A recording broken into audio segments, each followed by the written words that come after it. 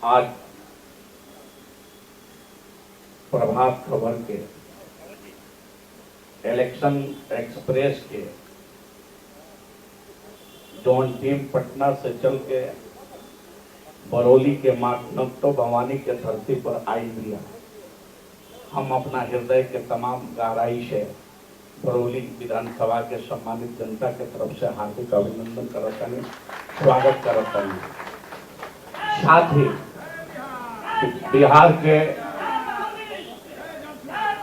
बरौली के जौन धरती बा, यहाँ के बतैनिया अपना उद्बोधन में पहले ही प्रभात खबर के हमारे एंकर महोदय कि बिहार के पहिलका अल्पसंख्यक मुख्यमंत्री देवे वाला भी धरती बा, साथ ही पंकज त्रिपाठी जैसन अभिनेता के भी धरती बा, साथ साथ सत्येंद्र सिंह जैसन भी अभिनेता की धरती बा, यही साथ है शहीद दीपक सिंह के भी भूमि बा।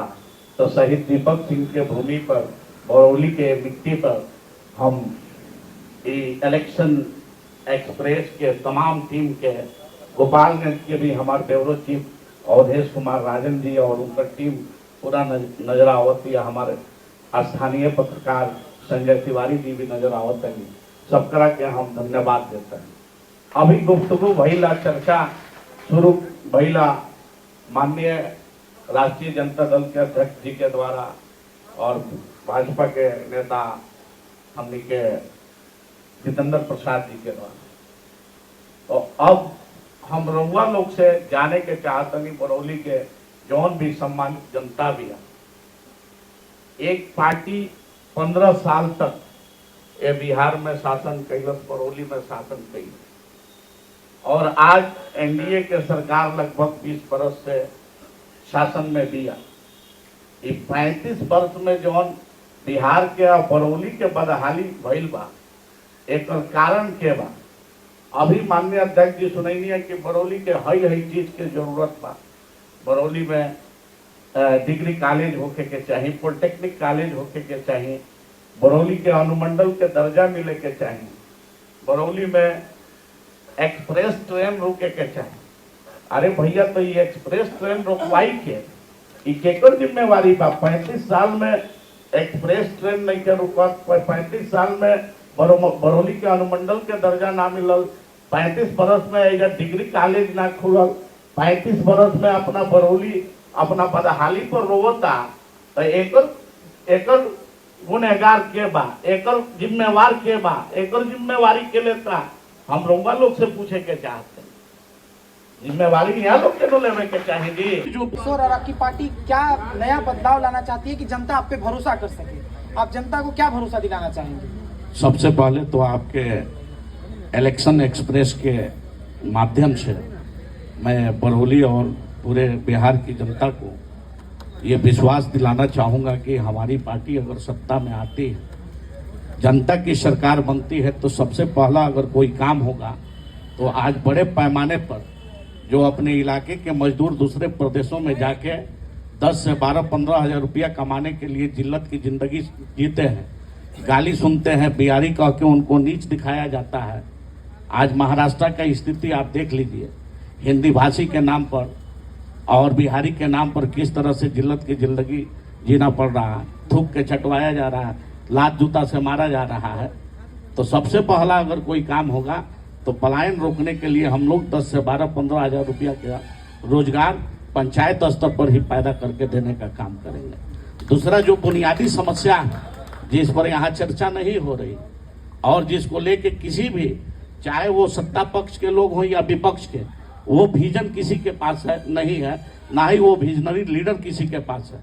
हमारे लीडर का कहना है कि हम बिहार से हमेशा के लिए गरीबी को रूट आउट, जड़ से उखाड़ फेंकने के लिए वर्ल्ड क्लास के विद्यालयों को स्थापित करेंगे।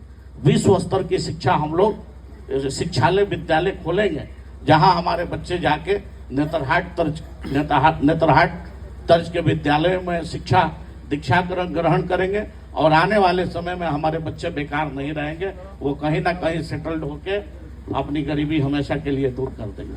तीसरा, अभी जिस सामाजिक पेंशन की इन्होंने बात की थी, तो इनके नेता 1500 कह रहे थे, हम लोग कह रहे हैं, हमारी पार्टी हमारी दल कह रही है कि भैया हम 2000 रुपया देंगे।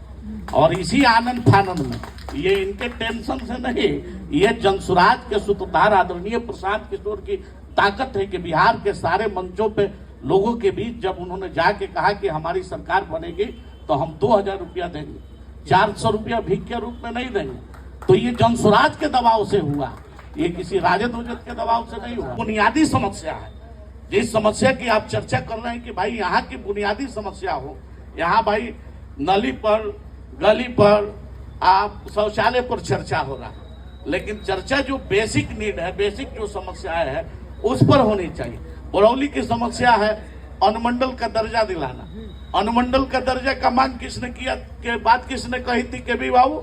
ये लालू प्रसाद यादव ने कही थी इस बात को, इसी बरौली की धरती पर, इसी गोपालगंज की मिट्टी पर। हम पूछना चाहते हैं, उनके लोग भी बैठे हैं और सत्ता पक्ष के भी लोग बैठे हैं, ये केवल इतना बता दें हमसे बरौली की जनता को कि बरौली को अनुमंडल बनाने का प्रक्रिया क्या है, तो फिर मैं पूछूंगा। पूछिए आप दोनों लोग। जवाब दीजिए दिलीप जी। राजकुमार सिंह जी, भैया ठीक। माफी चाहेंगे, आपने जो सवाल किया कि भाई एक्सप्रेस ट्रेनों का ठहराव कौन करवाएगा, तो ना ही ये सत्ता पक्ष में वो ताकत है और ना ही विपक्ष में वो ताकत है। अगर वो कोई ठहराव करवाएगा तो बरौली की जनता और जनता का सुंदर राज जैसे स्थापित होगा, जनसुराज आएगा तो तुरंत। पीयूष जी ने सवाल उठाया था जनता के बीच से कि बाढ़ से निजात कब मिलना चाहिए। सत्ता पक्ष से आप विपक्ष से उन्होंने पूछा, तो विपक्ष के लोग सत्ता पक्ष पर आरोप लगा रहे हैं कि भाई नहीं हुआ है, आइए दिखा रहे हैं विकास बैकुंठपुर विधानसभा का। हम ये पूछना चाहते हैं, ठीक है सत्ता पक्ष तो विफल है, बाढ़ से निजात नहीं दिलवाया, बांध का पक्कीकरण नहीं करवाया, लेकिन आपके लोग भी तो विधायक रहे हैं, उन लोगों ने क्यों नहीं बांध का पक्कीकरण करवाया। दूसरी चीज मैं ये पूछना चाहता हूं कि जिस 5 लाख सरकारी नौकरी की बात आप कर रहे हैं, तो उसका भी कागज जारी किया जाए। अपने नेता से कहिए कि 5 लाख किन किन लोगों का उसका नाम नंबर जारी किया जाए।